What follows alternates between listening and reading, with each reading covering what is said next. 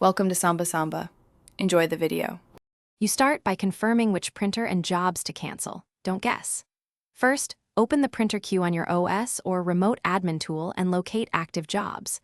Once visible, select the oldest unwanted job and choose Cancel or Delete. This stops new pages from printing. Make sure to note any documents you must reprint later. If using a shared server, inform other users before mass canceling so you avoid destroying needed output. Once the queue doesn't clear normally, you must act at the spooler level. Stop the print spooler service to lock job processing, then navigate to the spool folder and remove files with SBL and SHD extensions tied to those jobs. This clears stuck binaries that cancel buttons can't remove. After deleting, restart the print spooler so the system rebuilds its state.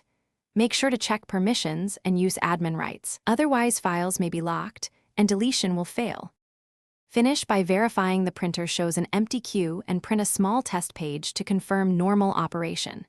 If jobs reappear or the device reports errors, update or reinstall the printer driver and clear any spooled data again. When problems persist, restart the client, the print server, and power cycle the printer. This often clears firmware-level locks.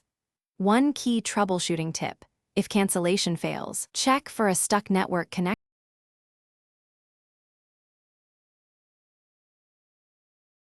Thanks for watching. Consider subscribing if we helped you.